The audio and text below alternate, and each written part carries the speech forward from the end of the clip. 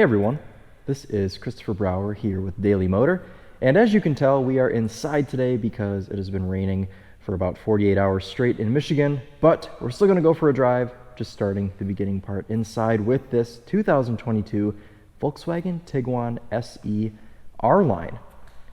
New for 2022, we have a couple of exterior changes, new front grille, front fascia, a couple changes in the interior, but we still retain that nice luxury sporty look of this latest generation Tiguan, which I really think sets this aside from other cars in the class. It certainly looks a lot more expensive than it actually is. Something that I didn't know, and I was actually very surprised by when this Tiguan came in and arrived, I opened up the back door and I saw that this thing had third row seats. I had no idea that you could get third row seats in a Tiguan, and I believe this is the only car in the segment that offers them. However, they are next to impossible to sit in unless you are 5 years old. I tried doing it yesterday and I just simply don't fit. I suppose I can attempt to get back here. There we go. I apologize for the darkness. Okay, yep, there it is. Okay, so this is the third row. Just sitting here, I mean, this seat, it's not gonna come back here. Actually, I think you could do it like this. So if you are an adult, you are able to sit sideways or diagonal across the seat, I suppose, and have your face right in between two of the other passengers that are in the actual back seat. So if you wanted to do that, you could. Oh, that moves forwards. That is helpful. That is certainly helpful for getting in and out, you know. Okay, well, at least I don't have to embarrass myself stepping out of the third row seat. As far as the actual, come on. Oh no. No.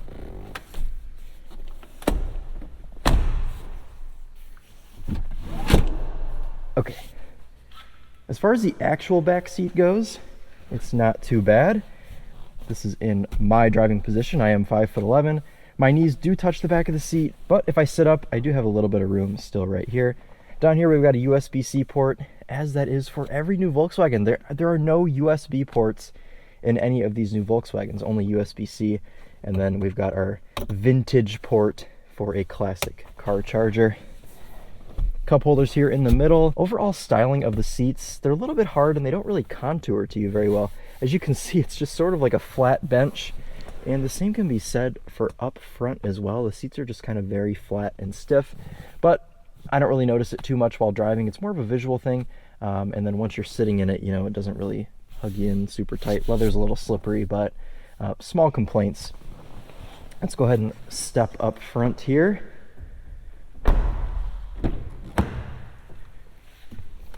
As you can see up front, we have this R-Line steering wheel that's carried over into pretty much everything. The Atlas Cross Sport that we were driving had the steering wheel. The new Golf GTI has the steering wheel. The Volkswagen Arteon had the steering wheel. Pretty much everything new is getting the steering wheel. Unfortunately, we have these haptic touch buttons that aren't real buttons. In fact, all of these little icons that you see right now are actually lit up because, of course, they're not actually buttons. This is one big solid piece on each side. If you don't opt for the R-Line, though, you are able to get a steering wheel that still has normal buttons, so that is great. We saw that on the Volkswagen Atlas Cross Sport that had essentially the same steering wheel, but just had normal buttons. Why can't they all just have normal buttons?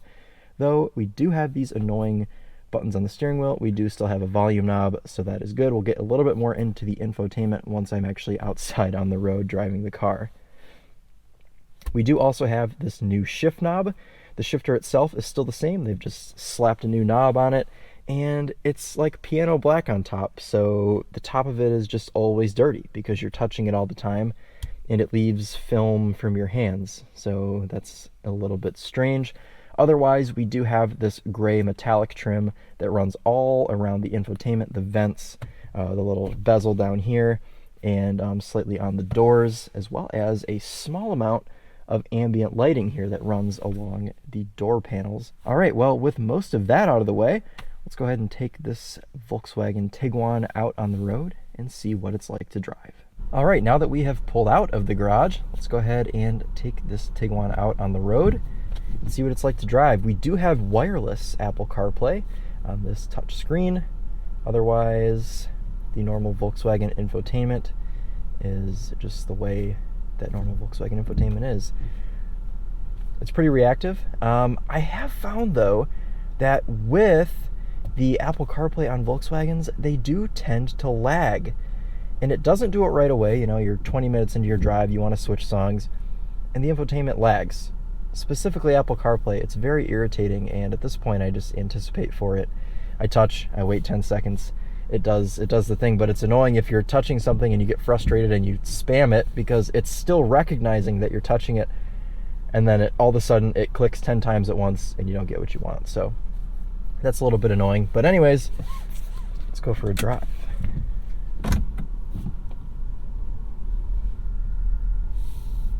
So this Volkswagen Tiguan is powered by a 2-liter turbocharged inline-4 that makes 184 horsepower. That is paired to an 8-speed automatic. 184 horsepower is not much, and it is actually quite slow, but the way that this car drives, it doesn't feel slow. It's very strange. If you actually, get out a stopwatch and record your 0 to 60, you'll find that it takes about 9 seconds to achieve that, and in weather like this, considering that this car is only front-wheel drive, it probably takes even longer because it's going to be spinning its wheels.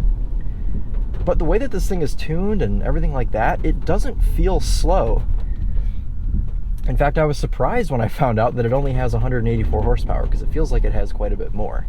I'm feeling that we do have a little bit of that weird throttle tuning that we found in the Atlas. Not nearly as bad, but I have spun the front wheels a couple times taking off, even when it hasn't been wet out, so I can't really blame it on the rain.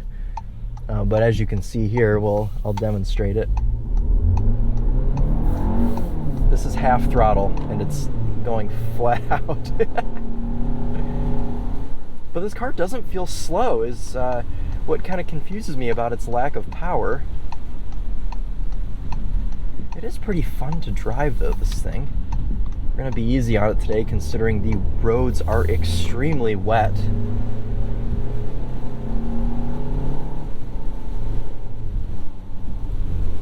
Got our automatic wipers going on the front and the back. Those will compensate for the amount of rain that we have. Brake pedal feel is okay. Not quite as firm and bitey as I would prefer. But the actual handling of this Tiguan is great. The turn-in, the overall feel, it feels sporty.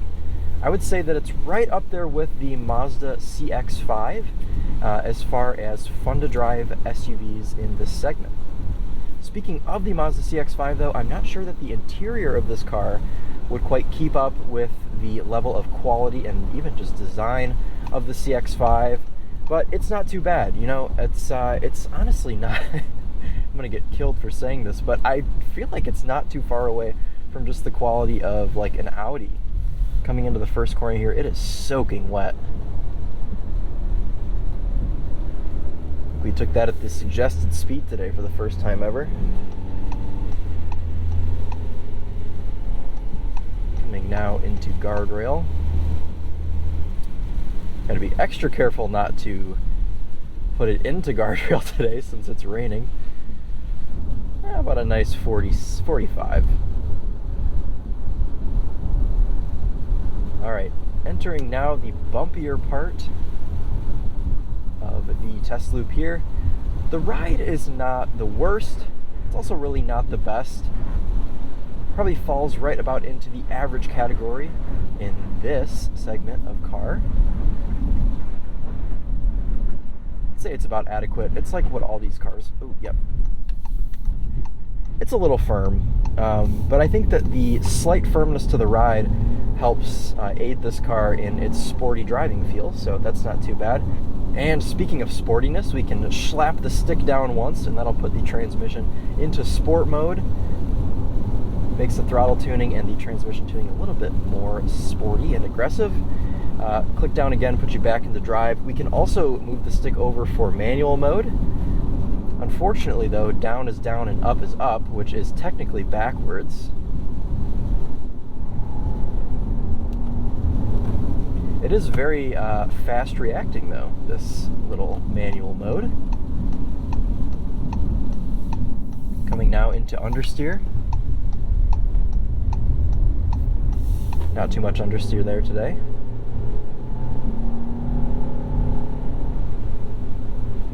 I will say, even though it's a little bit underpowered, the engine and transmission combo in this car really is great, and I think it would be fantastic if it had like 30 or 40 more horsepower. And of course, I would prefer an all-wheel drive car. I feel like front-wheel drive is just so pointless in SUVs like this because, in my opinion, most of the reason you buy one of these is over just a normal hatchback is to gain access to the all-wheel drive. So you're just relying on, what, more headroom and slightly more back seat space. I'm going to go 47 today. It is raining. I don't want to spin the Tiguan. We're actually not even understeering, though. 48. All right, this is flat out.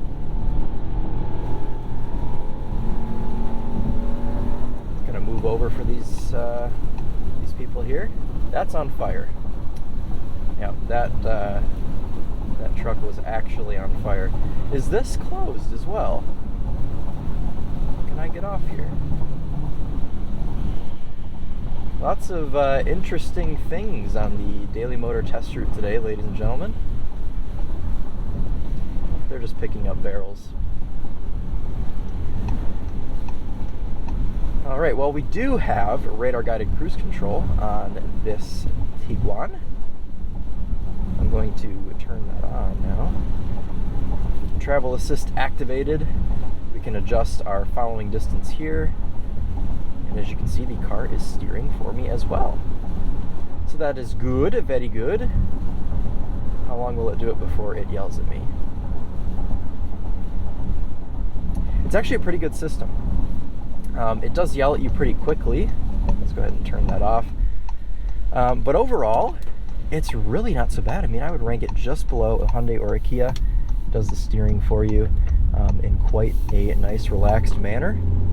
I think that this SUV is one of those SUVs that feels very similar to just a normal hatchback. This and the Mazda CX-5 have been two of the best that I've driven this year. And though this car is lacking in some of the bells and whistles in the interior that you would find on a CX-5 and just overall design and everything. And deer! There was a deer. Did you see the deer? Lots of weird... Oh, there he goes again. Or she. I think that's a girl deer. I think that it's nice to drive vehicles in this class that are still a little bit fun to drive because we are, of course, doomed when it comes to just having a market flooded with cars like this. So I appreciate it when manufacturers make these sporty, fun to drive, things like that. So as far as price goes, the base model Tiguan starts at $27,000. This particular one is about $33,000 because we have the R-Line package with all of our exterior goodies, you know, different wheels, fascias, different steering wheel on the inside. I probably would not opt for the R-Line. I would instead, oh, big bump, yep. I would instead opt for just the SE with 4Motion because essentially the interior is the same. Plus, you don't have to deal with these stupid haptic touch buttons on the steering wheel. You can have your own buttons that are actually clickable. So that's what I would go for. Save a little bit of money from the exterior styling, invest that back into the all-wheel drive system and a better steering wheel, and you're all set. You've got the perfect spec Tiguan. But overall, it's a good car. It's got a lot of room in the back. In fact, I'm sure a lot of you remember that commercial when this new generation of the Tiguan came out. Volkswagen launched that commercial where it was like the apocalypse and this couple was packing their car full of stuff that they needed to escape the city. And they couldn't fill up the Tiguan because it had so much room. They didn't even have enough things in their house to fill up the Tiguan. All right, everyone. Well, that is going to wrap up our drive today of the 2022 Volkswagen Tiguan R-Line. What would you like to do? Huh? I didn't ask. Sorry? I didn't ask you to do anything. Nothing. Sorry, you cannot currently select any music. Please try again later. What? I don't know how I just activated that. Is it because I said Volkswagen? Hey, Volkswagen. I genuinely don't know how I did that. I'm gonna have to go back in the footage and look. I might have bumped that. Anyways, goes to show with these stupid steering wheel buttons. All right, well, that's gonna sum it up for today. I'm not gonna do a walk around because it is raining. But anyways, thank you all so much for watching me drive this Volkswagen Tiguan. As always, it's been a pleasure. Thank you so much for watching. This has been Christopher Brower with Daily Motor, and as always, drive on.